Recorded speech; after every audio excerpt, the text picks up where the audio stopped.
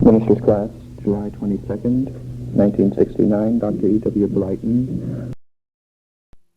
This class can also be heard on tape number 608. I just note the soul of man. In the previous lecture that we had, it pointed out that both soul, personality, and character are ever in the making. In this fact, in this process, we find the true purpose of the existence of soul.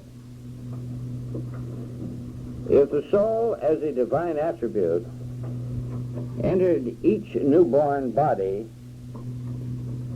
the breath of life breathed by God, activating this through the Spirit, unexperienced in the earthly things, if it entered thus, and unacquainted with the problems of material existence, and then ceased its existence at the time of transition, and passed into the higher realms and remained there indefinitely, then the soul and its experience, or its purpose, would be a very complex problem, and one which we might never solve, for it would be almost next to useless. As already pointed out, from a purely materialistic or chemical point of view, the soul is not necessary in a newborn child to maintain a life, but a growth and function, yes. And what purpose, aside from vitalizing the body, could the soul have could the soul have? Like the body it occupies, were it a new entity, what purpose could the soul have, like the body, if it were a new entity, a separate and newly created thing for each incarnation? But the soul in each body is in every incarnation, is a separate entity, in a new pupil in that body, placed there to experience and the tests and the trials of life. This body, for the first time, is experienced. If after passing through one's incarnation of experiences, tests, lessons learned, the soul then passed off into a place or condition of infinite suspension, awaiting a judgment day, then the possible evolution of the attributes of each soul would begin at its birth into a body and end for all time at its transition from the one body. Can we imagine how that such a short period of evolution or development of the soul personality for billions of individual souls, all awaiting a final judgment, could serve any practical purpose for man or for God? Such a scheme would be inconsistent with God's nature, constructive program as we observe it everywhere around us. It would mean that the process of evolution, as we observe them in the cells, in the man, in the animals, in the tissues, and down through the ages of the material world, that exist only in the material world. And this we know is not true, that the form exists in the spirit long before it exists in the material. If the soul's attributes of spiritual consciousness and personality, while in the body of man in one single incarnation, learn any lessons or pass through any degree of evolution at all, we must be to prepare them for a greater purpose or usefulness in meeting similar tests and similar trials under similar conditions again. Otherwise, where would the experience be? If the earthly tests and trials experienced by a divine element are to be worthy of the suffering, It must be for the purpose worthwhile. The divine soul, while within the human body and in contact with the gross material, earthly tests and trials, is really dethroned from its supernatural sphere or realm. Why have supernatural? God is real. Or don't you think so? Why does it have to pass through such an experience in the human body if such experience is not for some practical purpose? Such questions as these bring us at once to the subject of consciousness. Why is our objective consciousness so attuned and so constructed with certain objective faculties to receive the experience of an objective test and trials if the consciousness is not to profit by these experiences? Consciousness is built, and this is shown through structure and evolution of man down through the ages. We did not come from apes. We are men, born of God, and the pattern we made. Why has God and nature so constructed our fingertips and our nervous system that we can sense and suffer or burn, or suffer the burn of fire, if that experience is to have no practical value? Well, we sure aren't going to take our bodies to hell, are we? Or even those that go there? If we grant that the soul comes into the newborn body fresh from the spiritual realm without any previous experience on earth and passes through just one experience here in one incarnation and then returns to the spiritual realm to remain forever and ever, then may we ask what benefit is derived by the soul's experience here on earth. If each soul has but on an average of 80 years of suffering here in a physical body and then remains indefinitely in the spiritual realm or without another incarnation, what good or usefulness can the experience of these 80 earthly years be to the soul? Can the knowledge that the soul gains through its earthly experience be of any value to it on the earth plane? There is a big question. Can the attributes of the soul, such as personality, evolve sufficiently in one earthly experience to make the suffering in the test worthwhile? Is it not a fact that the average person, the lessons of life are not learned until after the middle age or after 45 years of age? If up to that age we were learning great lessons through tests and trials, could the soul personality round out its evolvement and attain any degree of perfection in the few remaining years in the body to be worthy of being with God? If from the cradle to 40 or 45 years of age the personality of the soul is learning and storing up its lessons and experience, can it utilize these lessons and perfect its development at 75 or 80 years of age, even if you grant that the soul might be able to do so to round out the development of its personality by the time life here closes? What purpose would be served either to man or God? If perfection of the development of our soul personality is attained only with the close of life, and such development is ended without use thereafter, then is the process of human evolution worthwhile, and does it serve any purpose? In the universal scheme of man, and have we attained anything for our brother or God? It is not my purpose to ask these questions without knowing what some of the answers will be given to you. You are to think out some answers, just as though the philosophers of old were propounding these questions.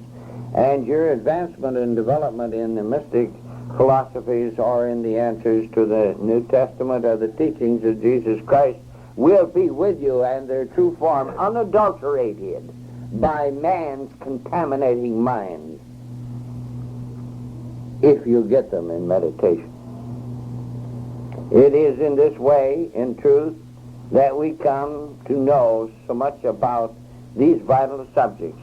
Questioning leads to study and investigation, and they lead to revelation. There is one answer that suggests itself immediately to us, and it is this: the experience of the soul personality in tests and trials during one earthly experience of so short a time as 70 or 80 years must be for the purpose of preparing it for the experiences of another life, another incarnation also.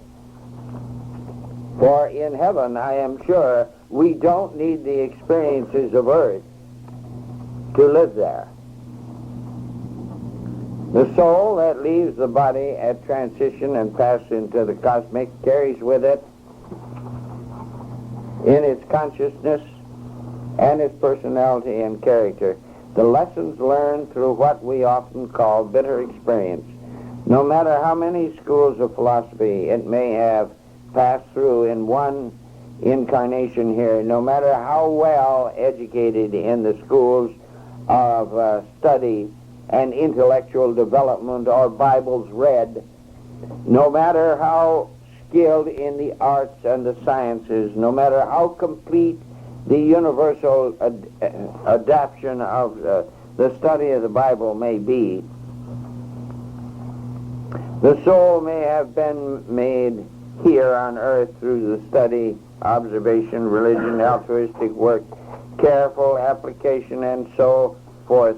Not one single experience the soul has learned as yet, not one single test or trial it may have had, is of any value to the soul in the cosmic world. Each experience the soul has had on earth plane makes it that much more fit and prepared through the incarnated soul personality to meet the obstacles and conditions of the earth plane and to know its way to the heaven world, but not on the cosmic plane. It could not learn this way. It might be argued by some that the soul on the cosmic plane can use its earthly experience to help those here on earth which it may contact through cosmic conditions. But while such a statement contains a truth, it does not completely answer the question, as you will see as we progress along and learn and have experience. Now we'll talk about something that we don't know anything about. And this is what would be stated if you were to state it in most places. For revelation is supposed to be something that's done in most people's minds or in most minds of the clergy outside of the, forgive me, anybody that is here present, I'm not shooting at anybody. But this lecture was prepared beforehand. Most of the clergy would say that you had to be a bishop or a very highly evolved deacon of some sort before you could have a revelation of any kind. Well, it's only through revelation that you really learn anything within your own being that is a lasting reality. Because you can study all the words in all the books that were ever written, and until you have a spiritual experience, you have learned nothing. And this is a reality. Yes. What's your definition of revelation? I gave that to you in the last lesson. Look it up. I did. Yes. Hello? Martha, did you stick up a mitt there? Yeah. Can't you have spiritual experiences and not know you have them? Like you can grow from... Somebody's been peeking around the corner, I see.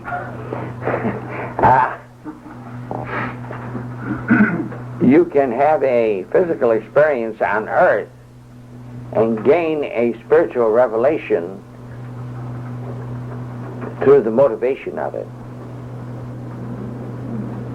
You see what I'm talking about? Now, but without the experience, though, that doesn't change the situation. Without the spiritual experience, you haven't learned anything. Well, that's like symbolism, isn't it? Oh, shh. Yes, surely. You have dynamite, and you can toss dynamite around, you know. As long as it doesn't hit the floor, you can put it in and burn it in the stove, and it won't explode. But if it has a detonator, the proper type and strength of vibration, it'll set off. Well, a lot of these experiences are just like a dynamite cap.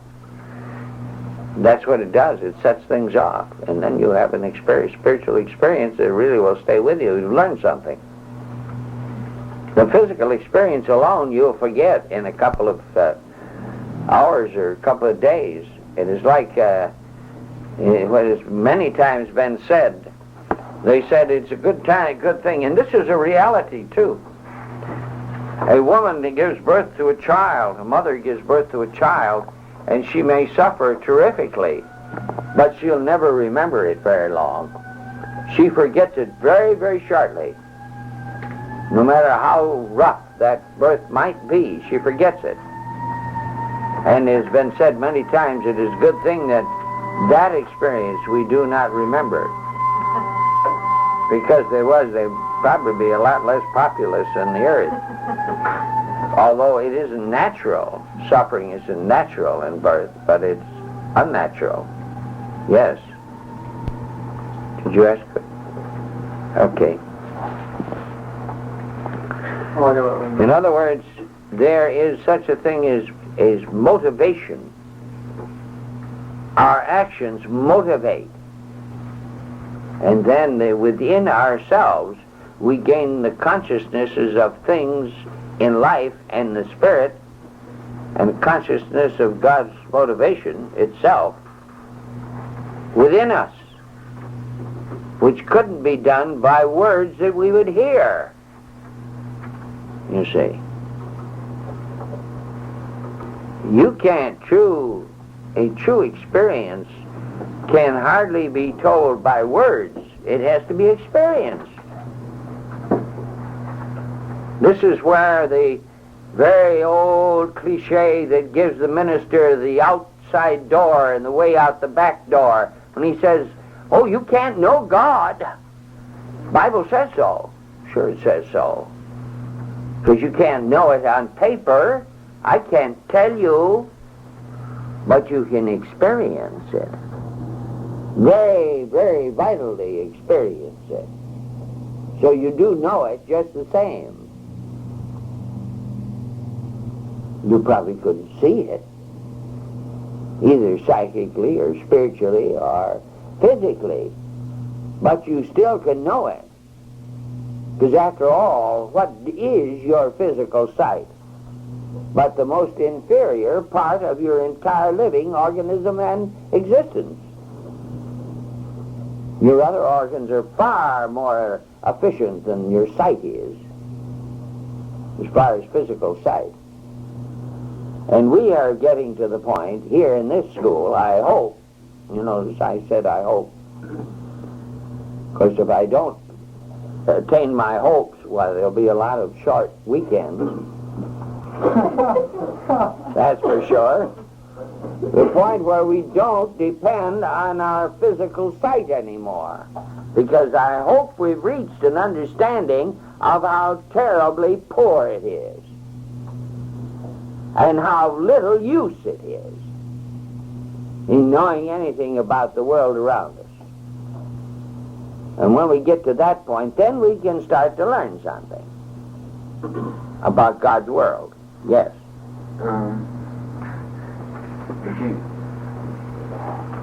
How do you see that? Yeah, how do you say it now? That's all right, son. I'm not making fun of you at all. No. But what is it you're going to say? Without using your physical sight, how else do you see? How'd you see today? That's a stupid question for you to ask. Well, that's why I'm asking. Well, the experience you just had. Because maybe it's just not can't be answered. Then. What's? Pardon? Maybe that just can't be answered. What do you mean it can't be answered?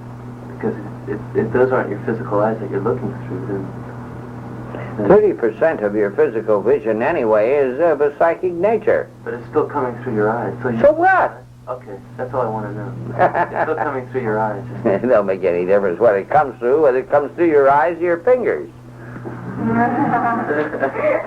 Doesn't make a bit of difference. I saw a demonstration one night, and I don't go for the idea of phenomena, of course, very much of it, because it detracts one's attention from the Spirit and from Jesus Christ, understanding and knowing Jesus Christ. That's the detriment of it. It isn't that it's evil, it's just the detriment of it. People get caught up in the looking on what they're seeing, you know. They're caught up in this, and this is why they get detracted from the reality. And they don't even believe themselves half the time. Even what they see with their own eyes, they don't believe. But I saw one night a man who was putting on a little demonstration. This was in another city. And there were 40 people in the room by count. And he took 40 small envelopes with 40 cards. And they were numbered from 1 to 40 by someone else. And each one of these, one person in that room, wrote one sentence. It couldn't be more than 10 words on it. But it had questions, and you could put anything you want on it.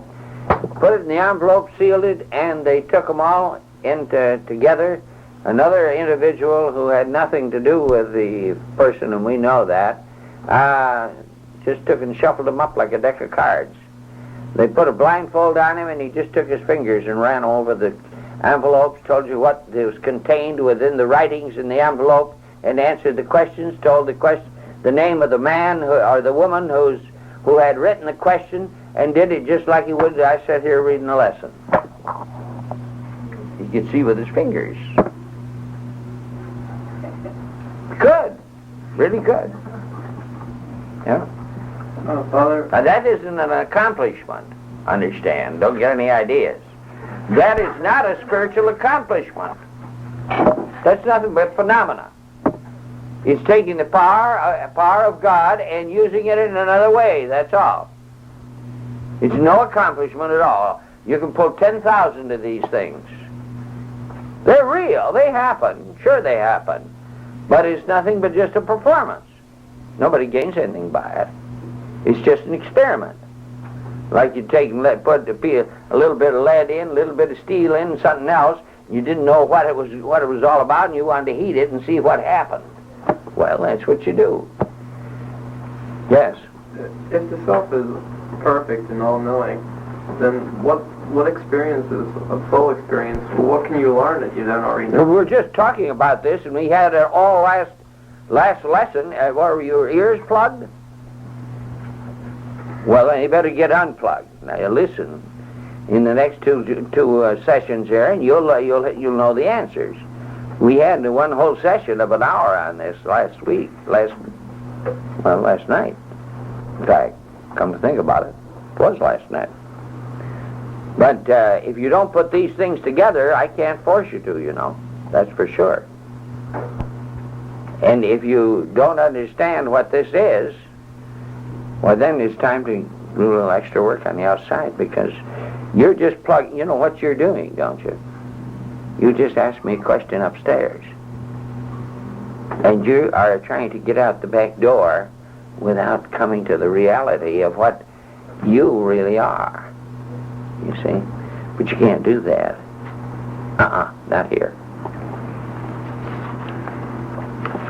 Now, there's one thing we have to come into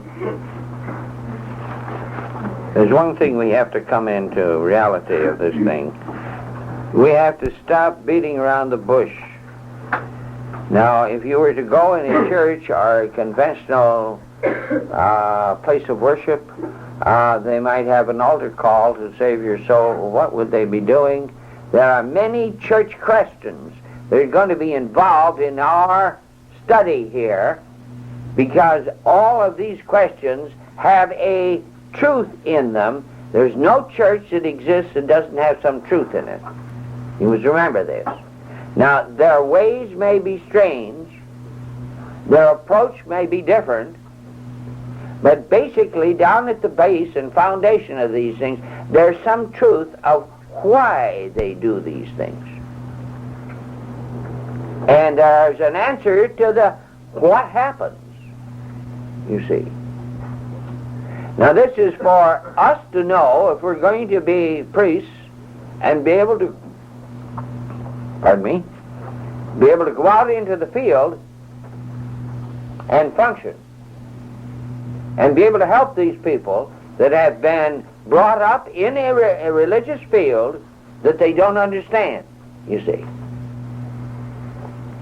And you know, when it comes to the nitty-gritty of the whole situation, and this is why I'm going to dwell on soul for about 2 weeks. Why? Because I want you to understand, be able to understand every single different church's approach to this subject of salvation. Because unless you do, you can't approach this individual and set him straight. And here's something that we must understand.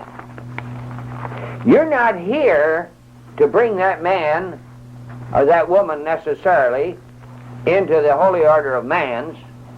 Good Lord God, no, please no. Please no. Don't do that. We need a certain amount of teachers and people to run places, different places, but let's inform that person about their own religion, because if they weren't misinformed and they really knew the truth, that church, regardless of who they are, would become corrected, and they would be all right. It's because they are misinformed or not informed that they're having the trouble. Because prejudice does not come because of a dogma teaching, it comes from ignorance. And only ignorance. Because any man that understands creation can't be prejudiced. Because I can leave this place tonight and go into a Roman church or any other church in creation, and I can teach their teaching in most everything and be in perfect accord with them. Why? Because if I love God, and if I love what's inside of these people, I've got no problem with them, have I? So if I'm prejudiced, I don't love them. And put that down in your notebook. Because you can't love somebody that you're prejudiced against what he believes. That's for sure. Because love stops when prejudice comes in. That's for sure. And because this is an experience of the soul, this goes deeper than just your voice, just your action. This is an experience of the soul. And that's what is part of soul personality, you see. And In a sense, you might say, we become doctors of humanitarianism. Because our purpose is not to go out and to change everybody into Holy Order of Man people. I don't want that, and I'm sure Jesus Christ don't want that. Because it's too much work to do that. Let's do it the easy way. Is there any questions? Well, I hit it right on the head within 1 minute. Okay. Father, are you going over there?